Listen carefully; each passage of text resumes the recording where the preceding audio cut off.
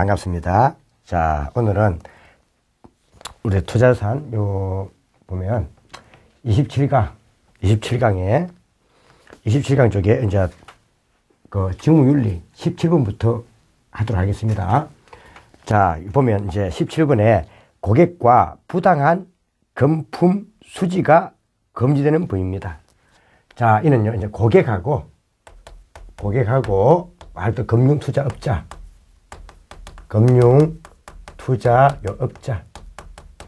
저 간에 요 금품 수지가 뭐요? 자, 허용되는 경우하고 허용되지 않는 경우를 설명하는 겁니다. 그럼 요 범위 내에서는 허용이 되지만 요 범위를 벗어난 것은 허용이 안 됩니다. 자, 그래서 허용되는 걸 보면 제일 먼저 3만원 이하의 물품이나 식사는 허용됩니다. 그 다음에 20만원 이내에서 경조비, 즉 조화나 이 화환 이런 게 있잖아요. 이런 것은 가능합니다. 20만원 이하. 그 다음에 불특정 다수에게 제공되는 세미나나 설명의 비용 이런 것은 가능합니다. 그 다음에 불특정 다수에게 제공되는 배포되는 홍보용 물품이라든지 기념품은 가능합니다. 근데 허용되지 않는 것은 자, 고객에 대해서 투자 수익과 연계해가지고 성과 보수를 받는 건 안 됩니다. 이게 추가 성과 수수료 이런 건 안 된다는 뜻입니다. 이런 건 받으면 안 됩니다. 그 다음, 자, 우리가 사회상 상규에 어긋난 게 있잖아요. 예를 들어서 골프 접대라든지 이런 것들, 또 대가성이 없는 회원권이라든지 입장권 이런 거 있잖아요. 이런 것도 안 됩니다. 그 다음에 금품도 받으면 안 됩니다. 현금이라든지 수표음, 정권 이런 것도 금품입니다. 이런 것은 허용되지 않습니다. 그래서 이는 보통 뒤에 우리가 금융투자협회 규정과 연관되어 있습니다. 이거는 시험에 잘 놓으니까 꼭 봐야 됩니다. 제가 뒤에 요약도 해놨지만은 그 중에서도 시험에 잘 노는 거 한번 정리해 둔 겁니다. 시험에 답을 잘 노는 것만 한번 정리해 둔 거니까 봐주셔야 되겠습니다. 자, 17번. 다음 중 고객과의 부당한 금품 수지가 금지되는 범위는 해놨습니다. 자, 그럼 경제적 가치가 한 3만원 이하 물품이나 식사 이런 거는 가능합니다. 허용되고. 그럼 금지가 되는 게 아니죠. 불특정 다수를 대상으로 개최되는 설명의 비용이나 세미나 비용은 허용됩니다. 그 다음 20만원 이내에서 경조비, 환이나 그 다음에 조화임도 가능합니다. 자, 계약 시 약정한 수수료 외에 고객로부터 추가로 더 받는 성과수수료, 추가 성과수수료는 안 됩니다. 허용되지 않습니다. 그 답은 4번이 되겠습니다. 자, 한번 봐주셔야 됩니다. 자, 그래서 뒤에 한점 넘기면은 금융투자협회 규정으로서 한번 더 해놓은 겁니다. 자, 그래서 한번 정리해 놓은 것 중에서도, 이 중에서도 시험 잘 놓은 것만 제가 한번 정리해 둔 겁니다. 자, 18번. 다음 중 협회 규정상 재산상의 이익으로 보지 않는 범위 해놨습니다. 그럼 협회 규정상 재산상의 이익으로 보는 것이 아니니까 이는 금품 수지가 허용되는 경우 말합니다. 허용되는 경우. 허용되는 경우가 아닌 것이니까 허용되지 않는 골라라 이 말이죠. 그래서 경제 가치가 3만원인 정권을 받는다. 이는 정권을 받는 거니까 이는 뭐가 됩니까? 이는요, 허용, 이는 안 되죠. 금품 이런 것들은 금액에 관계없이 안 됩니다, 이거는. 금품 이런 거, 현금, 수표, 정권은 금액에 관계없이 이거는 허용되지 않습니다. 자, 그래서 이는요, 이는 재산상의 이익으로 보는 범위입니다. 보는 범위니까 이거는 허용되지 않는 겁니다. 그 다음에 경제 가치가 4만원인 홍보용 시계입니다. 자, 불특정 다수인에게 제공되는 홍보용 물품이라든지 기념품 이런 것들은요, 얼마든지 가능합니다. 그 답은 2번이 되겠네요. 그래서 이거는 홍보용 시계 이런 것들은 허용됩니다. 자, 그래서 이는 경제 이유로 보지 않습니다. 이를 받아도 괜찮습니다. 자, 그 답은 2번이 되고, 경제 가치가 30만원 환입니다. 경제 가치는 이 경조비, 조화나 화환은 30만원 이내가 아니라 20만원 이내 됩니다. 그럼 30만원은 20만원을 초과하기 때문에 이거는요, 말 그대로 허용되지 않는 겁니다. 자, 이것도 되고요. 그 다음에 경제 가치가 100만원인 그림을 1만원 받았습니다. 시장 가격보다 대가를 현재 작게 준 이거는 뭘로 한다고요? 이거는요, 선물로 취급됩니다. 선물로 취급 때문에 이것도 허용되지 않습니다. 그 답은 2번이 되겠네요. 그래서 재산상 이익으로 보지 않는 범위니까 이거는요, 금품 수지가 허용되는 경우를 골라라 이 말이죠. 허용되는 경우를 골라라 이 말입니다. 자, 그 답은 2번이 되고. 자, 19번. 다음 중 투자 상담 업무 종사자의 자본 시장에 대한 의무입니다. 자, 참고로 보면 합리적 근거의 제공 및 적정한 의무 포시의 의무. 이는 뭐예요? 다시 말해서 미래에 고객으로 하여금 내가 미래에 뭐예요? 얼마만큼 요수익을 보장해 주겠다. 이런 걸 하지 마라 이 말입니다. 이는 고객에 대한 의무죠. 앞에 했습니다. 자, 내가 예를 들어서 300만 원의 이익을 보장해 주겠다. 이런 걸 하지 말라는 겁니다. 자, 이런 것은 고객에 대한 의무고요. 회사 자산과 정부의 부당한 사용, 유출. 이는 뭐예요? 당연히 이거는 자본시장의 말보다 상식보다 이건 뭡니까? 이거는 회사에 대한 의무겠죠. 소속 회사에 대한 의무. 그 다음에 이해상충이 되는 지위의 지입 금지, 이것도 소속 회사에 대한 의무입니다. 근데 금융투자상품의 가격, 이런 거, 가격 이런 것들은 뭐였죠? 이런 건 시장이죠. 이는 말로 불공정 거래 금지입니다. 이런 것은 말 그대로 뭐예요? 자본시장에 대한 의무가 됩니다. 그 답은 4번이 되죠. 이런 것은 간단히 보면 되고요. 참고로. 그래서 한번 간단히 몇 가지만 한번 뒤에 자본시장에서 자본시장에 대한 의무와 그 다음에 소속회사 의무를 한번 구분해 주세요. 뒤에 한번, 이거는 간단하게 한번 봐주세요. 자, 20번. 다음 중 마찬가지로 간단히 보면 되겠죠. 투자 상담 업무 종사자의 자본시장에 대한 의무가 아닌 겁니다. 앞에 서량매매나 스캐핑 이런 것 등 불공정 거래 금지, 이것은 자본시장에 대한 의무이기도 하지만 더불어 고객에 대한 의무이기도 합니다. 다음. 그건 이제 자본시장에 대한 의무도 됩니다. 이거는. 다음. 금융투자 상품 가격의 인정. 가격이 뭐예요? 시장이잖아요. 수요 공급의 시장이니까 이것도 앞에 봤습니다. 자본시장에 대한 의무가 들어갑니다. 근데 중간 감독자가 감독하고 관리하는 겁니다. 중간 감독자가 자기 밑에 있는 직원들을 업무자를 뭡니까? 감독하고 관리하는, 이거는 소속 회사에 대한 의무입니다. 이런 것은 간단하게 상식적으로 볼 수 있는 거죠. 자, 3항이 답이 되겠고요. 미공개 중요 정보의 이용 및 전달 금지, 이것도 어디 관계된다고요? 이것도 자본시장에 대한 의무에 들어갑니다. 그 후에 19번에 대한 해설을 한번 보시라 이 말입니다. 자, 이런 것은 간단하게 한번 보시세요. 자, 21번. 이것도 사실은 좀 상식적인 면에서 보면 됩니다. 상식. 고용계약이 종료 후에 의무입니다. 그럼 이건 어디에 관한 의무겠습니까? 소속 회사에 대한 의무겠죠. 그래서 21번은 소속 회사에 대한 의무가 됩니다. 소속 회사에 대한 의무가 되겠습니다. 자, 고용기간이 상식적으로 풀어보세요. 이건 어려운 건 아니니까. 종료 후에.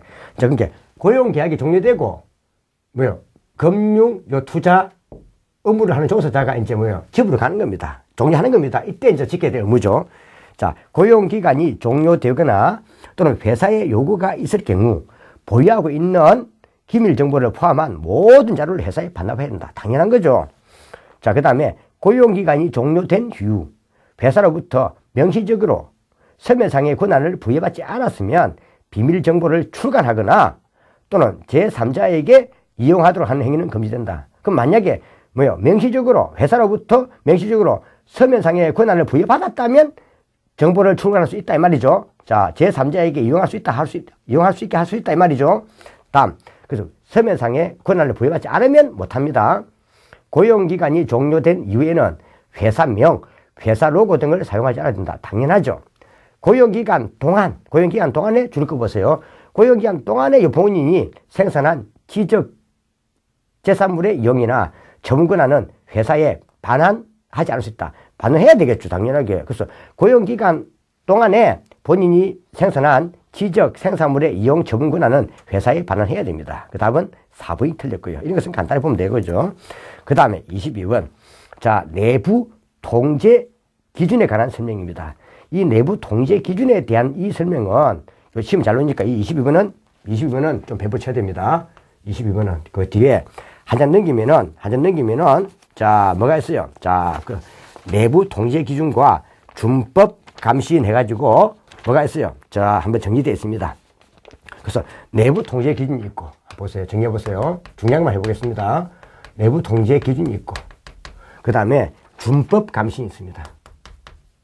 준법 감시인이 있습니다.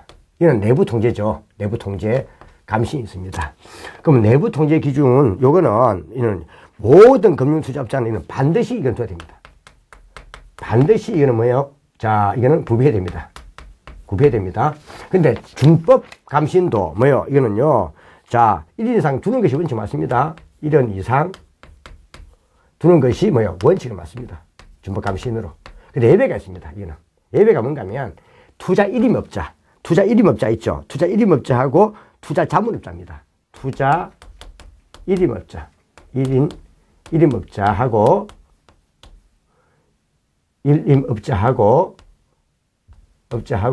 자문업자 중에서도 자문업자 중에서 다가 아니고 얼마요? 자, 5천억 원 미만. 자, 뭐가요? 재산이 5천억 원 미만이다, 미만. 미만인 뭐요? 투자 1임업자나 자문업자는 준법 감신을 두지 않을 수 있습니다. 그러니까 이 뭐요? 예외란 겁니다. 예외 할 수 있다 이 말입니다. 자, 그 다음에 적용 대상은 이거는 모든 뭡니까? 이는 모든 임직원이 지켜야 됩니다. 이는 모든 임직원입니다. 앞에 얘기했지만 요 내부 통제 기준 이거는 뭐요? 보수를 받느냐 안 받느냐, 무보수냐 유보수냐, 보수를 받느냐 안 받느냐, 계약을 했느냐 안 했느냐, 계약 뭐요? 유무 불무입니다. 불무. 이는 다 지켜야 됩니다. 근데 이거는요. 자, 근데 이거는 적용돼서 보면은 감시 통제 기능과 비리 사전 예방 기능에 대해 참 보시고요. 자, 다음 밑에 보면 자, 이때 변경이나 임명이 있습니다. 변경이나 임명은 이런 것은 다 둘 다 뭐다? 둘 다 이런 공통적으로 이는 뭐다? 자, 이는 이사회 결의사항입니다. 이사회 결의에서 움직인다. 결의사항이다. 말이고요. 그 다음에 쭉 보면 도입 변경은 참 보시고요. 자, 근데 특히 요 밑에 보면 자, 준법 감신 같은 경우는 자, 중립성 보장 및 겸업이 금지되고 그 다음에 회사의 고유 업무 관련은 금지됩니다. 그래서 준법 감시는 회사의 고유 업무에 관계된 것은 관련은 뭐가 된다고요? 겸업이 금지됩니다. 겸업 금지. 금지 업무가 있습니다. 그러니까 회사의 고유 업무에 관련된 것은 겸업이 금지됩니다. 할 수 없습니다. 그 다음에 자, 둘 다 뭡니까? 둘 다 이걸 어기면 뭔다고요? 5천만 원 이하 과태료가 부과됩니다. 위반 시.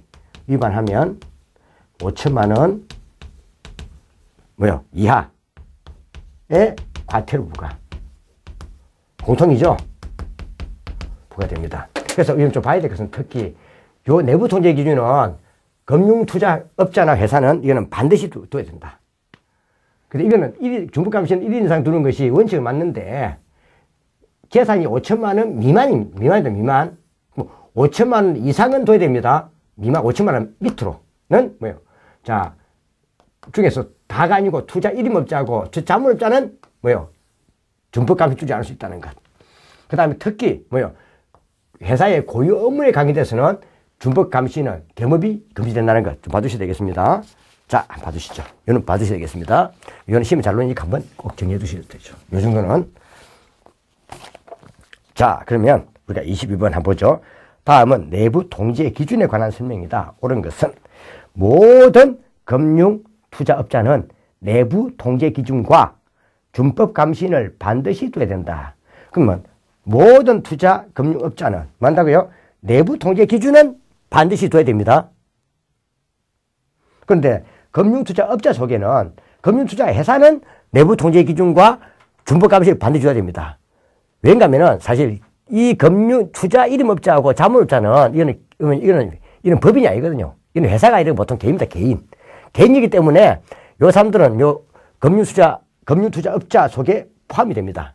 근데 금융투자회사는 법인이기 때문에 요 사람은 제외됩니다. 그래서 금융투자회사는 반드시 내부 통제 기준과 준법 감신을 둬야 되는데 금융투자업자는 금융투자회사뿐 아니라 투자 1임업자와 자문업자도 포함이 됩니다. 포함이 되기 때문에 이 중에 특히 금융투자 1임업자와 자문업자 중에서 재산이 5천만 원 미만은 두지 않을 수 있기 때문에 이거는 뭐예요? 자, 틀렸습니다. 반드시가 아니죠. 그래서 내부 감사 기준은 내부 통제 기준은 반드시 둬야 되지만 준법 감시인은 뭐예요? 자, 운용 재산이 5천만 원 미만인 금융투자 1임업자나 자문업자는 뭐요? 두지 않을 수 있다. 그렇기 때문에 반드시 준법 감시는 반드시가 아니죠. 자, 그래서 이러면 틀렸고. 묻는 게 옳은 거 묻는 겁니다. 금융투자회사가 내부 통제 기준을 변경하거나 또는 준법 감시를 임명하려면 이 사회에 뭐요? 결의를 거쳐야 된다. 이거 앞에 한 거고요. 그 답은 2번이 되겠고. 다음, 준법 감시인은 당의 금융투자회사의 고유 재산 업무는 뭡니까? 관리할 수가 없습니다. 왜? 자, 고유 재산 운영 업무를 관리한단 말은 준법 감시인 업무와 고유 재산 운영 업무를 뭐요? 겸업한다는 뜻입니다. 이거는 겸업이 안 됩니다. 자, 그래서 관리할 수 없다 해야 되고요. 자, 중립성을 보장하기 위한 겁니다. 중립성을 보장하기 위한 겁니다. 그래서 중립성을 보장하려고 겸업을 금지하는 겁니다. 그 다음에 금융투자회사의 임시직에 있는 자는, 자, 앞에 얘기했지만, 내부 통제 기준은 모든 임직원입니다. 모든 뭡니까? 임직원입니다. 모든 임직원입니다. 보수 계약 불문입니다. 그래서 말 그대로 뭐요? 임시직에 있든 아니면은 또 한 개 더 뭐요? 무보수든 간에 내부 통제 기준에 적용 대상은 모두 다 됩니다. 계약, 보수, 불문입니다. 모든 임직이 다 됩니다. 그래서 이것도 틀렸죠. 그 정답은 앞에 봤다시피 그대로 2번이 되겠네. 2번. 자, 그래서 밑에 있는 거 한번 중요한 건 제가 한번 정리를 해두었습니다. 밑에 해설 다 써놨습니다. 왜 그런가 해놨고 그 중에서 요 위주는 좀 정리해 두셔야 됩니다. 다음 23번. 금융투자업자의 내부 통제 기준에 관한 설명으로 옳지 않은 것은 금융투자회사는 준법 감시를 반드시 1인 이상 상근해야 된다. 이거는 금융투자회사입니다. 회사에는 투자 일임업자와 자문자가 제외됩니다. 그럼 제외되기 때문에 이놈은요, 금융투자회사는 반드시 내부 통제 기준과 준법 감시를 두어야 됩니다. 금융투자업자라 하면은 금융투자업자라 하면 이는 뭐 된다고? 이거는요, 금융투자회사하고 여기다 또 한 개 더 앞에 금융투자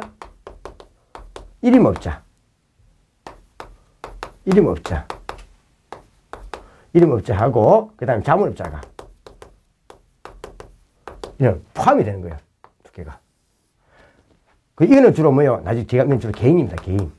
이거는 주로 등록 대상이에요. 등록을 해가지고 금융투자업자 된 사람들이에요. 근데 이건 주로 회사입니다.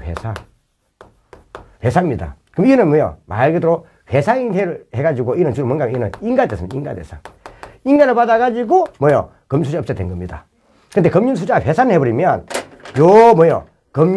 여기 나와 있는 투자 일임업자와 자문자가 제외됩니다. 제외되기 때문에 금융투자회사는 반드시 뭐 한다고요? 자, 내부 통제 기준과 준법 감시를 두어야 됩니다. 이 말입니다. 그래서 금융투자회사인가 금융투자업자인가를 구분해야 됩니다. 자, 그럼 1항은 하자 없죠. 다음, 내부 통제 기준을 정하지 아니한 자에 대해서는 5천만 원. 물론 준법 감신에 대한 요 규정을 위반해도 과태료 2천만 원이죠. 과태료 5천만 원 이하입니다. 5천만 원 이하의 과태료. 그 다음, 투자 일임업자는 운영재산이 5천억 이하이면 5천억 이하가 아니라 5천억 미만이면 해죠. 미만. 이하가 아닙니다. 미만. 이하는 5천억이 포함되는 거고 5천억 미만은 5천억이 포함 안 되는 겁니다. 하면 900억 이런 것까지 되겠죠. 자, 그래서 이하가 아니라 미만 해야 됩니다. 그래서 3번이 틀렸고 준법감시인의 미비나 겸직 위반의 경우에도 역시 5천만 원 이하의 과태료. 그래서 앞전에 내부 통제 기준과 준법 감시에 대한 규정을 위반하면 둘 다 5천만 원 이하의 과태료가 부과됩니다. 자, 이렇게 해서 우리가 직무윤리 및 직무윤리에 대한 내용이 마무리되겠습니다. 이 직무윤리에 대한 내용은 그대로 제가 하면 우리가 자본시장법과 금융투자 협회 규정뿐 아니라 금융위원회 규정에 그대로 연결되기 때문에 이는 좀 잘 정리해 두셔야 됩니다. 그대로 연결되는 겁니다. 이렇듯 직무윤리에 대한 이 내용들은 자율적 규제이지만 사실 대가면 금융위원회 규정이라든지 또 금융투자협회 규정과 관련하여 타율 규제를 많이 받는 게 있습니다. 받기 때문에 요 자체는 뭐 한다고요? 자, 이 자체를 위반한다 해서 제재를 받지 않는 게 아니라는 겁니다. 자, 이걸 이야기하는 겁니다. 행정제재나 민회사상, 뭐 한다고요? 제재를 받을 수도 있습니다. 의무를 부담합니다. 자, 그래서 앞에 이야기했고요. 자, 이제 보면 이제 법규 및, 자, 세제를 하겠습니다. 법규 및 세제. 한번 봐주셔야 되죠. 법규 및 세제. 그래서 보면 이제 우리가 볼 때 이제, 자, 2장. 법규 세제에서 2장. 자본시장법. 즉, 이는 자본시장과 금융투자에 관한 법률이다. 이렇게 썼는데, 자, 이렇게 보면, 이제부터 이제 뭐요? 우리가 요 앞에 어떤 것들요? 우리 직무윤리에 관계된 것들은 좀 더 또 진행도 해가면서 이제 좀 더 구체적으로 이제 따져보는 겁니다. 그래서 제일 먼저 우리가 보는 게 상당히 중요한 게 있는데, 이게 자본시장법이라 제가 줄이겠는데, 이걸 보통 말할 때는 자본시장과 금융투자에 관한 법률이다. 이렇습니다. 자, 그래서 2장. 자본, 줄여서 제가 시장법 쓰겠습니다. 이게 상당히 이제 중요한데요. 이 자본시장법, 이 자체는 사실 앞전에 이야기했지만, 요 자본시장법 자체는 예전에 있던, 그러한 뭡니까? 이 내용들을 이제 상대적으로 좀 더 조정을 해가지고 좀 추상적이고 좀 포괄적으로 뭡니까?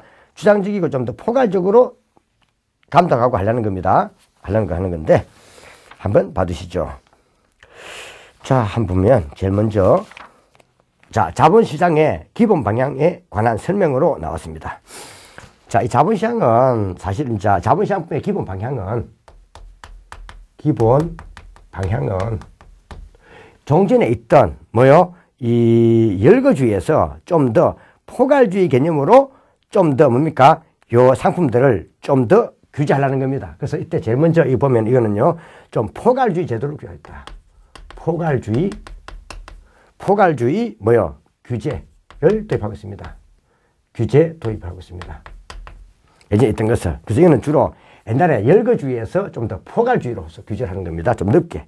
그래서 금융투자 상품의 개념을 좀 더 추상적으로 정의하고 있습니다. 추상적 정의하고 있다. 그래서 이때 금융상품, 특히 여기서는 중요한 건 금융상품입니다. 상품을 좀 더 어떻게 해요? 이 종류를, 금융상품의 종류를 좀 더 상품 개념을, 금융투자 상품의 이 개념을 좀 더 추상적이고 좀 더 포괄적으로 접근하고 있습니다. 포괄주의. 그래서 특히 금융상품을 제일 먼저 우리가 구분하기를, 이게 3분류합니다. 3분류. 하고 있는데, 제일 먼저 우리가 정권.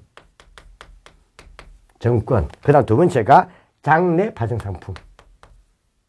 예, 하겠지만, 장내 발생상품. 장내 발생상품. 그 다음에 장외 발생상품. 이렇게 좀 포괄적으로 그냥 정해버렸습니다. 그럼 정권에 관계도 많겠죠. 정권, 주식, 채권 많겠죠. 좀 포괄적으로 정의하고 있습니다. 자, 이렇게 되어 있고요. 좀 포괄적으로 규제하기 위한 겁니다. 자, 이게 그래서 금융투자 상품을 이렇게 세 가지로 분류하고 있습니다. 3분류. 그 다음에 기능별 규제를 도입하고 있습니다. 기능별 규제 도입. 기능별 규제를 도입하고 있습니다. 예전에는 좀 기관별로 했습니다. 기관별로 했는데 이제는 기능별로 하고 있는 겁니다. 자, 그래서 이는 어떻게 했다고 이 개념은 이건요, 좀 기관별로 하던 것을 이제는 기능별로 규제합니다. 기능별로 하고 있습니다. 기능별로. 자, 그래서 이거는 경제 실제에 따라서 동일 기능에 대해서는 동일 규제를 하겠다는 겁니다. 동일 기능은 동일 규제를 하겠다. 이겁니다. 그래서 뒤에 가면은 이 금융 투자업을 6개로 분류하고 있습니다.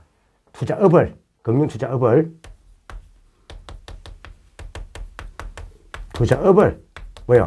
6개 분류하고 있습니다. 6분류.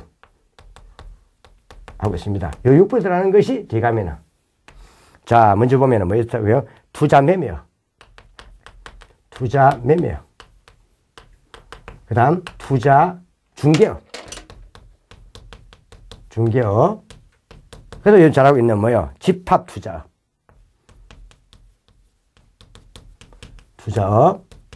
그 다음, 한 개 더 보면 우리가 앞에 투자 자문업, 투자 1인업.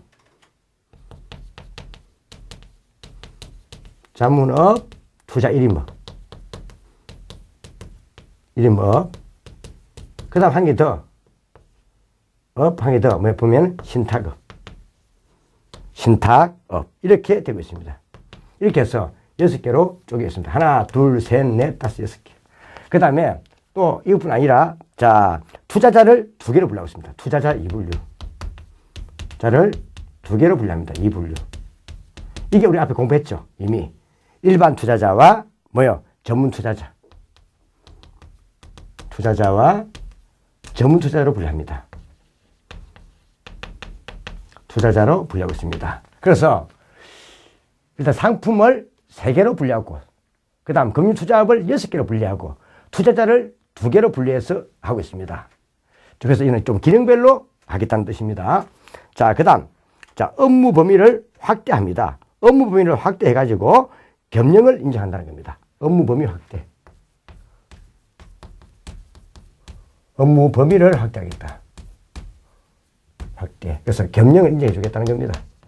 겸용. 그러니까 투자 매매를 하는 자가 투자 중개업도 같이 할 수 있다 이 말입니다. 겸용을 인정하겠다는 겁니다. 함께하는 인정하겠다는 겁니다. 이는 말도 세계 글로벌화, 국제 블록화에 맞춰가지고 좀 더 거대하게 할 수 있는 게 인정하겠다는 겁니다. 자, 겸용을 인정하겠다. 6개를 다 해야 됩니다. 하겠다는 겁니다. 자, 그 다음에 참고하시고, 이제 이 말 그대로 되고요. 그 다음에 네 번째. 그 다음에 이제 뭐요? 투자자 보호를 선진하고 있습니다. 투자자 보호 선진화. 이는 이미 봤죠? 어디서 봤습니까? 앞에 직무윤리에서. 뭐, 예를 들면은 앞에 KYC 룰이라든지, 적합의 원칙이라든지, 적정성의 원칙이라든지, 뭐지, 그 다음 설명 의무라든지, 이런 걸 통해가지고, 뭐야, 투자 권유 금지라든지 이런 걸 통해가지고 좀 더 만다고요. 투자 보호를 좀 더 선진하겠다는 겁니다. 이런 것이 사실 주 취지입니다. 그래서 시험에 자본시장법의 기본 방향, 이거는 시험에 잘 봐야 됩니다. 잘 봐야 됩니다. 자, 한번 보죠. 1번. 자본시장법의 기본 방향에 관한 설명으로 옳지 않은 것은 과거 개별적이고 열거주에 의한 유가증권의 개념을 좀 더 구체적이 아니라 뭐야? 추상적이고 좀 더 포괄적으로 다루고 있습니다. 구체적이 아니라 이런 식으로 좀 더 뭡니까? 정권 속에는 무한히 많겠죠. 정권을 하면 뭡니까? 주식, 뭐 채권 많을 겁니다. 그죠? 이거 좀 추상적으로 다루고 있습니다. 이렇게.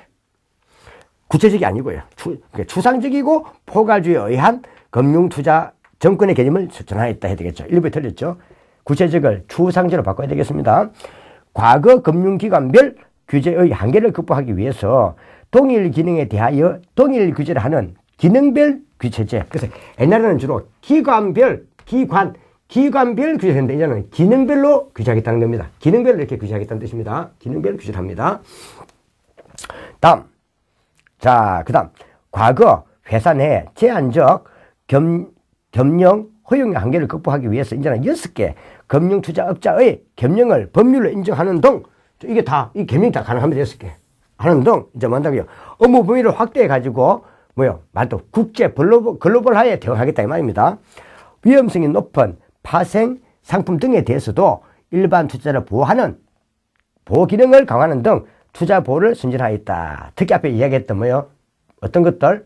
자, 투자 권유 이런 것들은 위험성이 높은 특히 어떤 것들을요? 앞에 파생 상품에 대해서는 투자 권유 대응을 못한다 이런 것들 있잖아요. 대응이 못한다는 이런 것들 있죠. 자, 되겠습니다. 그 다음에 앞에 적정성의 원칙이라든지 이런 것들. 자, 되겠습니다. 자, 이거는 시험 잘 나오니까 한번 체크해 주셔야 되겠습니다. 자, 그 다음에 밑에 보면 제일 밑에 그 박스에 보면 한번 봐보세요. 자, 적용 범위.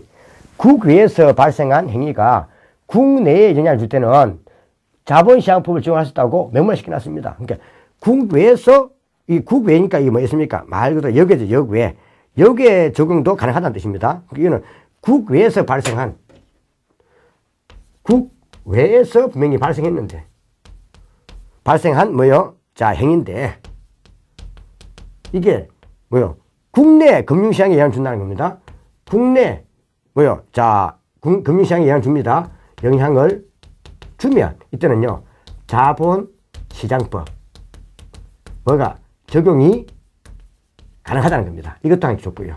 그 다음 두 번째 이렇게 위험하긴 그랬지만 상품 거래도 파생 상품의 거래에 대해서도 이는 뭐다고요? 이는요, 말 그대로 뭐다? 형법상 도박법의 적용을 배제한다. 형법상 도박. 형법상 도박법.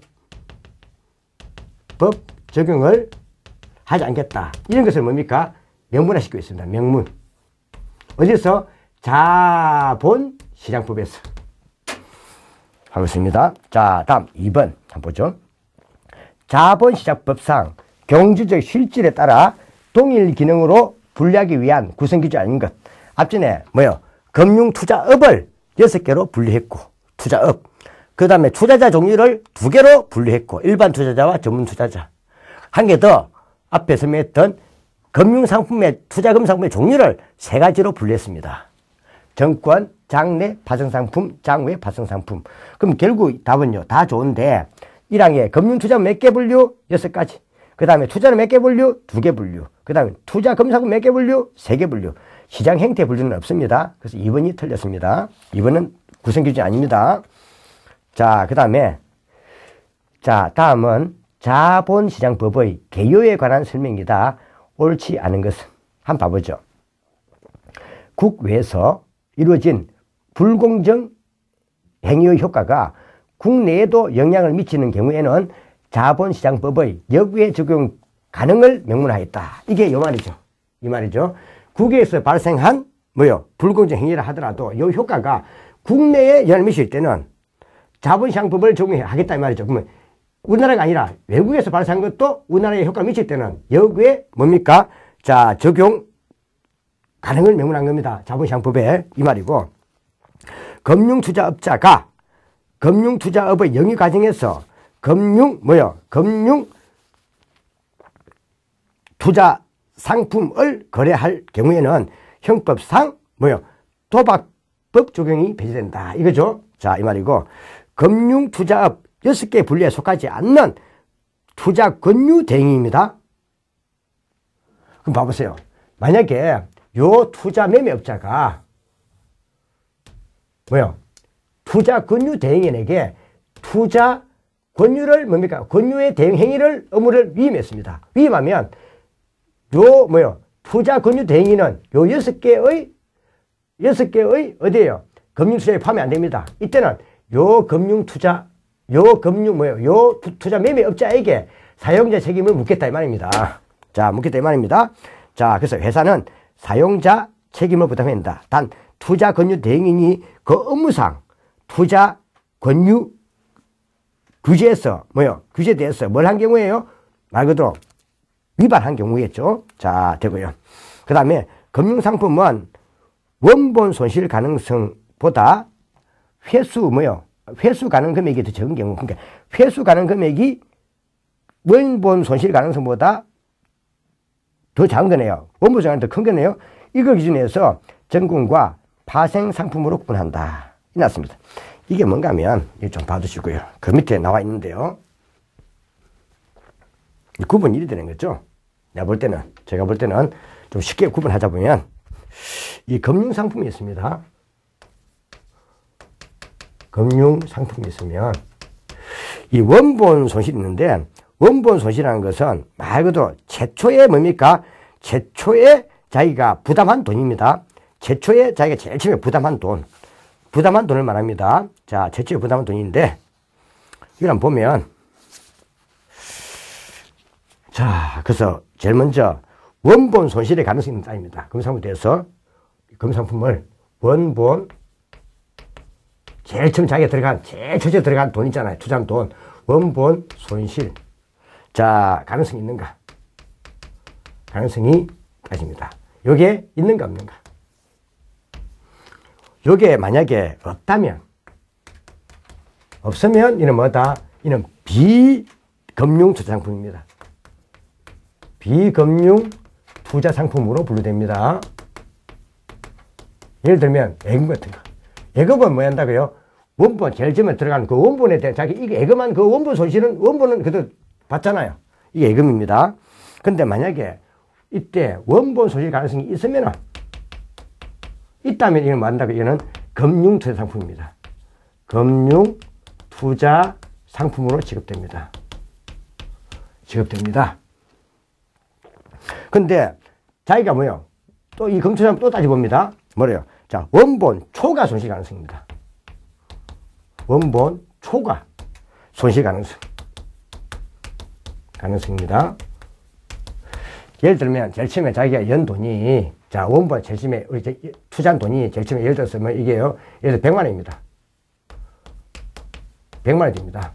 근데 이자는 포기하더라도 요 적어도 뭡니까? 요 원금 100만 원은 건진다 이 말입니다. 100만 원 건지면 이건 뭔다고요? 건지면 이거는 원본 손실 가능성이 없다 보는 겁니다. 근데 금융투자 상품은 뭔다고요? 자, 100만 원은 아니더라도 적어도 뭡니까? 자기 연도이 80만 원인데 80만 원을 건질 수 있습니다. 80만 원을 건질 수 있다 이 말입니다. 80만 원을 건질 수 있습니다. 80만 원을 건질 수 있습니다. 그럼 이거는 뭐다? 이거는 금융투자 상품이라는 겁니다. 20만 원은 뭐요? 날라갔죠? 20만 원 자체가 뭐다? 이게 20만 원 자체가 뭐다? 이게 원본 손실이잖아요. 100만 원 했는데 20만 원 날라갔으니까 20만 원 날라갔죠? 그럼 이게 원본 손실이라는 거예요. 근데 원본 초과 손실 가능성이 있습니다. 요거는 뭐요? 80만 원이 다 날라가고 잘못해갖고 뭡니까? 자, 날라갔습니다. 자, 날라가는 겁니다. 자, 날라가고 또 지가 10만 더 부담해야 됩니다.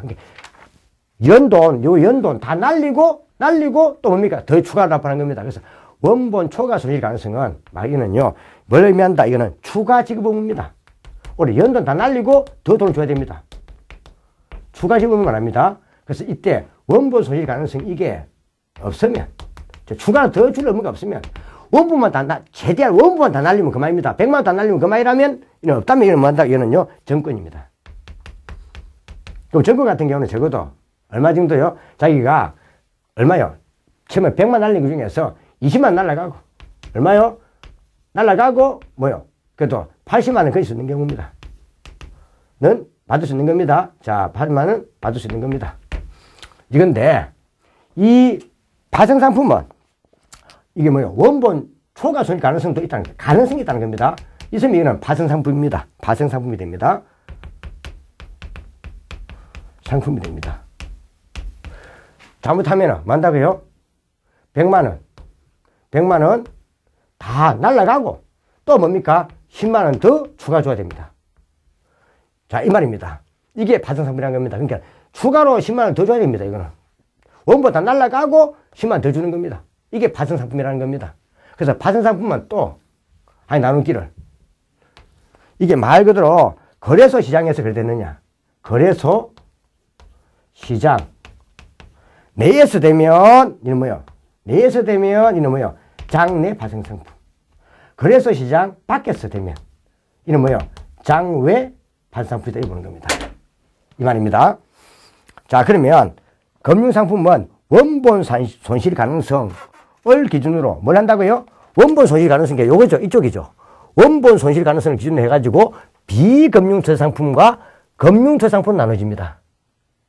그러면 이때 정권과 파생상품은 원본 초과 손실 가능성이에요. 원본 손실이고 원본 다음에 뭐 들어가야 된다고요? 초과 들어가야 돼요. 초과. 원본 초과 가능성이 들어가면 이게 뭐예요? 추가 지급 의무죠. 뭐 더 주는 거니까 이 들어가야 정권과 파생상품입니다. 답은 뭐예요? 4번이 틀렸네. 이거는 금융투자 상품과 비금융투자 상품이 나가야 되겠죠. 자, 4번이 틀렸고. 자, 밑에 한번 금융투자 상품의 세 가지 구분 기준이 있는데 요 세 가지 구분 기준에서 몇 가지인지 봐놓죠. 자, 이건 별표를 쳐놓고 한번 봐둬야 되겠네요. 별표를 해두시고 한번 봐두셔야 되겠습니다. 자, 제일 먼저 보니까 뭐가 나와 있습니까? 자, 1단계 뭐가 들어있죠? 자, 금융상품의 일반적 정의가 들어있습니다. 투자성이 있으면 금융투자 상품이고 투자성이 없으면 비금융투자 상품이다. 이때 투자성이란 원본 손실 가능성을 말한다. 적어도 뭐요? 자, 회수 가능 금액이 뭐보다요? 투자 원본 금액보다 작을 수 있다는 겁니다. 그러니까 투자 원본 금액은 100만 원인데 나중에 회수할 수 있는 금액은 뭐다요? 자, 80만 원밖에 안 될 수 있다 이 말입니다. 그럼 20만 날아가는 거죠. 이러면 이거는 뭐다? 자, 이거는 투자성이 있다 보는 겁니다. 이런 것은 뭐다? 금융 투자 상품이다 이 말입니다. 그 다음에 투자 원본을 산정할 때, 재밌다는 요 원본 100만 원, 요거를 산정할 때 우리가 뭐요? 제외되는 게 있는데 이게 용익대가인 판매 수수료. 그 다음, 보험계약에 따른 사업비와 위험보험료가 있습니다. 자, 그래서 요 니은은 한번 별표 쳐놓으세요. 니은, 동그라미 쳐놓으세요. 투자 원본, 이 100만 원을 갖다가 연도 등을 계산할 때 포함되지 않는 것. 용익대가인 판매 수수료하고 보험계약에 따른 사업비와 위험보험료는 포함되지 않는다는 것. 그 다음에 쭉 내려가면은, 자, 지금 밑에, 채무증권의 경우 유통 과정에서의 원본 손실 위험만 고려하기 때문에 발행인의 채무 불이행에 따른 손실 위험은 고려하지 않는다. 그러니까 회수 금액을 산정할 때 뭐는요? 자, 뭘 고려한다? 채무증권의 경우에는 유통 과정에서 원본 손실 위험은 고려하지만 발행인의 채무 불이행으로 인한 손실 위험은 고려하지 않는다는 것 봐도 됩니다. 발행인의 채무 불이행으로 인한 손실 위험은 고려하지 않는다 봐놓고요. 그 다음에 이 항은 뭐였습니까? 원본 초과 손실 가능성을 기준으로 내서 정권과 파생 상품으로 구분한다. 이 말이죠. 자, 다 설명한 거니까 한번 쭉 보는 겁니다. 그 다음에 추가 지급이란 투자자가 취득 당시 지급한 금액 외에 더 추가로 주는 거예요. 그러니까 이때 제일 처음에 요거보다 뭡니까? 요거 다 날리고 더 주는 거예요, 이거. 더 주는 게 이게 뭐다? 말도 추가 지급입니다. 그래서 원본 대비 손실의 비율을 보면 이 손실 비율은 원본 대비 손실 비율을 줄임말입니다. 보면, 자, 원본 비율 자체가 0%보다는 뭡니까? 작습니다. 손실이. 손실이 0보다 작단 말 자체는 100만 원은 최소한 회수하는 겁니다. 손실이. 100만 회수하니까 0보다 작잖아요. 이때는 원본 보존 유형으로 쓰이는 비금융 최상품입니다. 주로 뭐가 있습니까? 예금. 그 다음 만약에 원본 대비 손실 비율이 0보다는 크지만 100%보다는 같거나 적습니다. 그럼 이거는 뭐였습니까? 적어도 100만 원까지는 손실 서너 보지 있지만 추가 손실 없다는 뜻입니다. 이건 뭐다? 이거는요, 정권입니다. 정권이 됩니다. 정권. 그 다음에 손실 비율이 100%를 초과합니다. 요거 다 날리고, 원보다 날리고 뭡니까? 이거 더 주는 겁니다. 10만 원. 이거는 뭐다? 파생상품이다. 이 말입니다. 한번 봐놓으시고. 자, 제일 밑에 내려와서, 박스 한번 봐놓으세요. 놔두시면. 자, 파생상품이란 지급 시기가 장려 일정 시점인 선도라든지, 그 다음에 옵션, 스왑, 이미 했죠. 파생상품은 선도, 즉 선물 이런 거. 선물, 옵션, 스왑은 뭐다? 파생상품입니다. 그 다음에 3단계 제일 밑에 명시되어 있는 게 있는데, 원화표시의 CD는 뭐요? 금융투자상품에서 제외됩니다. 그럼 이때 금융투자상품에서 제외되는 거 보죠. 금융투자상품에서 제외되는 거. 그럼 금융투자상품은 적어도 뭐요? 원본 손실 가능성이 있어야 됩니다. 그럼 원본 손실 가능성이 없는 것은 뭐다? 금융투자상품이 아니라는 겁니다. 그래서 일단 원화 표시의 CD. 이 CD는 양도성의 검증서죠. 그래서 이거는 사실은 이는 명시입니다. 이것만큼은 자본시장법에서 이는 뭐요? 시장법상 이거는 금융투자상품이 아니다 하고 명시하는 거예요. 명시를 넣는 겁니다. 그래서 이거는 사실 예금에 준하여 처리합니다. 예금에 준하여 처리합니다. 그래서 이는 예금을 보겠다 이 말입니다. 그럼 예금에 준하여 처리하기 때문에 뭘 본다? 이는 비금융 투자상품 보겠다 이 말입니다. 그 다음에 밑에 보니까 또 한 개 더 밑에 관리신탁의 수익권이 있습니다. 관리신탁의 수익권이 있습니다. 관리신탁의 수익권 이거는 말 그대로 누구에게요? 신탁업자에게 이거는 처분 권한이 없습니다. 이거는 신탁업자에게 이거는 처분권이 없습니다. 없기 때문에 이것도 뭐예요? 일단은 취지상 금융투자상품에 제외시켰다 이 말입니다. 이거는 명시랍니다. 명시해 놓은 건데 참고로 한 개 더 나와 있는 게 보면 자 어떤 거요? 일반적인 금전채권 있죠. 일반적인 금전채권도 뭐요? 자 이는 명시는 안 돼 있지만 이것도 금융투자상품에서 제외됩니다. 왜 그런가 하면 이것만큼은 뭐요? 이거는 유통성이 없기 때문입니다. 뭐가요? 자, 이거는 유통성이 없기 때문이다. 유통성이 이는 없습니다. 없기 때문에 이는 어디서요? 이는 일반 재무증권에서 이는 제외시킵니다. 재무증권은 어디에 들어갑니까? 금융처상 맞는데 이거는 재무증권에서 제외시켜버립니다. 그래서 시험 치면 혹시 금융처상품에 제외되는 것 하면 요 세 가지 말아야 됩니다. 원화보시 CD, 관리신탁의 수익권, 그 다음에 일반적인 금전신탁. 이거 봐야 됩니다. 자, 이 세 가지는 봐도 됩니다. 이 두 개는 명시되어 있는 거고요. 자, 그래서 문제 한번 4번 한번 봐두시면 4번 보시면 자본시장법상 정권으로 분류되는 금융투상품으로 묶인 겁니다. 자, 정권, 애탁증권은 되겠습니다. 애탁증권 되고요. 그 다음 투자, 계약증권도 들어가죠. 파생결합증권도 들어가죠. 근데 일반적인 금전채권은 안 됐습니다. 안 되고. 그 다음에 두 번째 관리신탁의 수익권도 안 됐습니다. 명시되어 있다 있습니다. 그 다음에 원화포시 시도 안 됩니다.